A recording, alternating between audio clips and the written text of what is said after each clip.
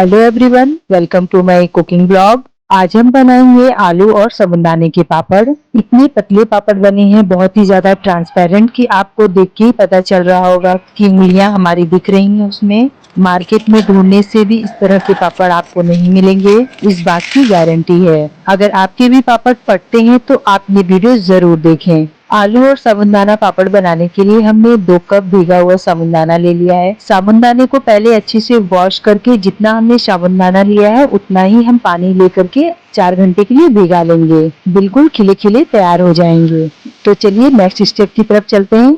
तो अब मैंने लिया है 2 मीडियम साइज का आलू। तो मैंने एक छोटा साइज का लिया है और एक बड़े साइज का आलू लिया है।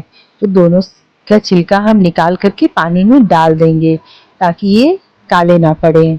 इधर हमारा वीडियो शूट हो रहा था और हमारे बेटे की और मेरी मस्ती चल रही थी। वो मुझे चिढ़ा रहा था तो मैं भी उसे चिढ़ा रही थी।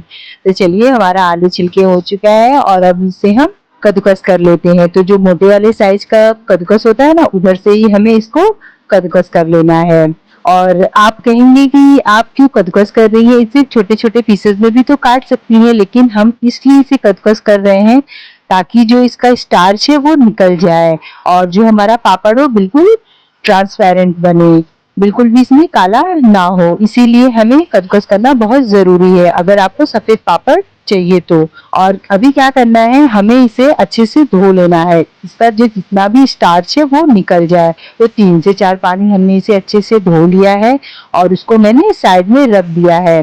तो चलिए अब हम नेक्स्ट प्रोसेस करते हैं। तो उसके लिए मैंने चढ़ा दिया है गैस पे कुकर। और आप कहेंगे गैस पे कुकर क्यों चढ़ाया है, आप दूसरा बर्तन भी तो चढ़ा सकती हैं। लेकिन हम क्या करें, कुकर हमारा थोड़ा भारी तले का है, इसीलिए हमने कुकर चढ़ा दिया है। और इसमें मैंने खूब सारा पानी ऐड कर दिया है। तो पानी हमने कितना डाला है वो भी मैं आपको बताती हूँ। तो जितना आपने साबूदाना लिया है उसका हमें 7 गुना पानी इसमें ऐड करना है, मतलब कि 14 कप। लेकिन मैंने 14 कप पानी इसमें नहीं डाला है, हमने डाला है 11 कप पानी। तो आप भी 11 कप पानी कुकर में डाल दीजिएगा या जो भी आप बर्तन लीजिएगा उसमें 11 कप पानी डाल दीजिएगा। और बाकी का जब हम पीसेंगे साबूदाना उसमें, और आलू जब हम पीसेंगे उसमें डाल देंगे। तो जो मैंने साबूदाना लिया है उसमें थोड़ा थोड़ा करके हमने 2 कप डाल दिया है और बाकी का जो बचा 1 कप तो जब हम आलू पीसेंगे ना उसमें डाल देंगे। तो सारा 14 कप हमारा हो जाएगा। तो इस बात का आप ध्यान रखिएगा और मेजरमेंट जो हमने बताया है सही मेजरमेंट से आप साबूदाना और आलू के जो पापड़ है वो बनाइएगा तो बहुत ही परफेक्ट बनेगा।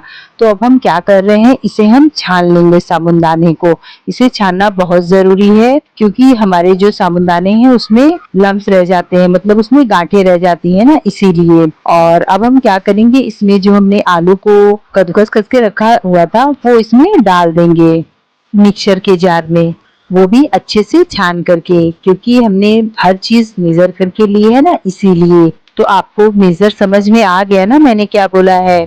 हमें 7 गुना पानी डालना है। अगर आप 1 कप साबूदाना लेती हैं तो 7 गुना पानी डालना है, मतलब कि 7 कप। और अगर 2 कप साबूदाना लेती हैं तो 14 कप, 7 गुना 14 होता है ना, तो 14 कप हमें यूज करना है। तो अभी हमें इसे भी छान लेना है क्योंकि इसमें भी कुछ कण रह सकते हैं आलू के, तो छानना बहुत जरूरी है। तो सारी चीजों को हम छान के ही लेंगे, इससे बहुत ही परफेक्ट हमारा पापड़ बनकर के तैयार होगा। तो चलिए अब हम आलू और साबूदाने के पेस्ट को हम अच्छे से मिक्स कर लेते हैं। तुरंत ही हमें इसे मिलाना है, बिल्कुल भी समय बर्बाद नहीं करना है। अगर हमारे चैनल पर पहली बार आए हैं तो प्लीज चैनल को सब्सक्राइब करना मत भूलिएगा और वीडियो को पूरा जरूर देखिएगा, तो ही आपको समझ में आएगा कि पापड़ कैसे बने हैं। अच्छे से फेंट के हो चुका है और आप देख सकती हैं। और इसे अब हम रखते हैं साइड में। तो चलिए अब हम फटाफट से चलते हैं गैस की तरफ। अब हमारा पानी भी अच्छे से उबल चुका है।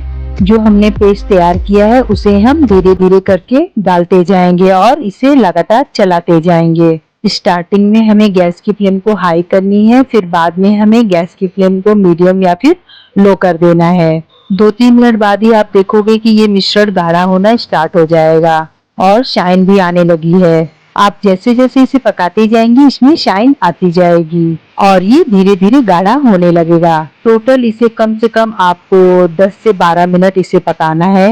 गैस की फ्लेम हमें एकदम स्लो करके ही इसे पकाना है। बिल्कुल भी हाई मत करिएगा और बिल्कुल भी इसे जल्दबाजी में मत पकाइएगा, वरना ये तले में चिपक सकती है। बस स्टार्टिंग में ही आपको 2-3 मिनट ही तेज आंच पे पकाना है। फिर जैसे ही ये हल्की हल्की चिपकने लगेगी, फिर आपको गैस की फ्लेम को एकदम से लो ही कर देना है। अगर आप इसे अच्छे से नहीं पकाएंगी तो जो पापड़ है वो चटकने लगते हैं, बीच में क्रैक्स आ जाते हैं। मिश्रण को पकाना बहुत ही जरूरी होता है। अब हमारा मिश्रण बिल्कुल रेडी है। आप चाहे तो एक तरीका और भी है इसे चेक करने का। एक प्लेट में थोड़ा सा मिश्रण डालिएगा और तिरछा करके देखिएगा इस तरीके से। अगर ये तुरंत से गिरने लगेगा तो समझ जाइए कि नहीं हुआ है। अगर नहीं गिरता है तो समझ जाइए कि हमारा मिश्रण रेडी हो चुका है। तो इस तरीके से भी आप चेक कर सकती हैं।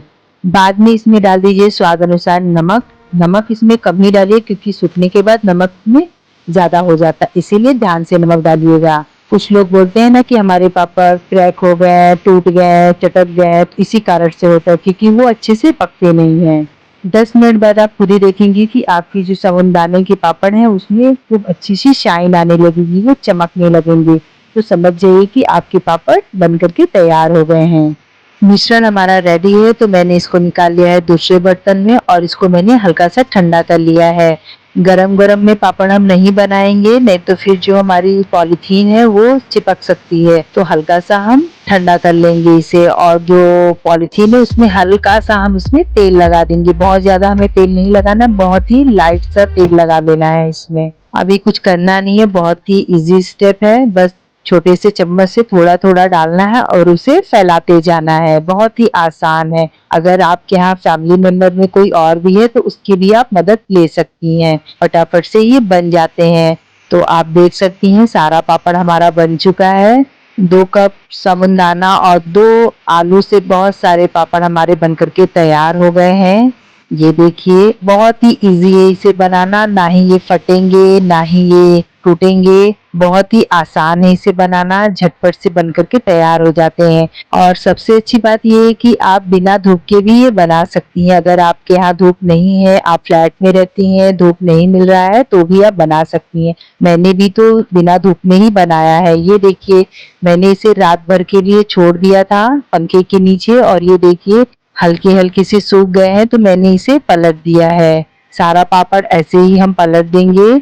और अगर आपके यहाँ धूप है तो इसे प्लेट में निकाल दीजिए और इसको धूप में दिखा दीजिए, तो अच्छे से ये सूख जाएंगे। और अगर नहीं धूप है तो इसे 2 दिन तक पंखे के नीचे इसे अच्छे से सुखा दीजिए। फिर उसके बाद एयर टाइट कंटेनर में भर करके साल भर तक इंजॉय कीजिए। तो ये देखिए हमारे पापड़ पूरी तरह से सूख चुके हैं। कितने ट्रांसपेरेंट पापड़ हमारे बन करके तैयार हुए हैं। बिल्कुल हमारी इसमें उंगलियां दिख रही हैं, आपको देख के ही पता चल रहा होगा, है ना।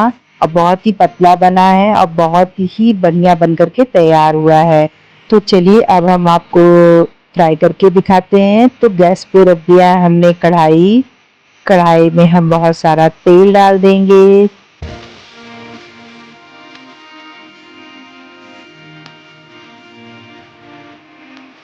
तेल हमारा जैसे ही गर्म हो जाएगा फिर हम एक एक करके पापड़ इसमें डाल देंगे और साबूदाने के पापड़ हमारे बन करके तैयार हो जाएंगे। बहुत ही बढ़िया बनते हैं ये पापड़, जरूर से आप ट्राई कीजिएगा।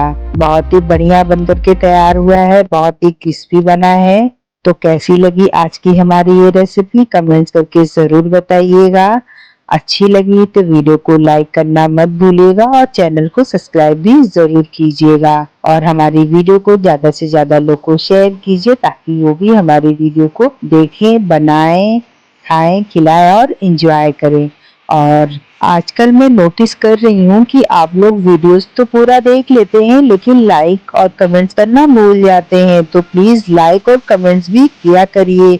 क्या है ना, आप लोग लाइक और कमेंट करते हैं ना तो मुझे बहुत ही मोटिवेशन मिलता है। तो लाइक और कमेंट जरूर कीजिए और इस होली पे आप ये रेसिपी जरूर ट्राई कीजिए। अगर ट्राई करती हैं तो हमें कमेंट्स में जरूर बताएगी कैसी बनी थी आपकी ये पापड़ की रेसिपी। तो चलिए मैं इस पापड़ को तोड़ के दिखाती हूँ, तो ही आपको पता चलेगा कि कितने क्रिस्पी बनकर के तैयार हुए हैं, है ना। कितने क्रिस्पी बने हैं आपको तो आवाज सुन के ही पता चल गया होगा। तो चलिए मिलते हैं नेक्स्ट ब्लॉग में नई रेसिपी के साथ। Okay bye.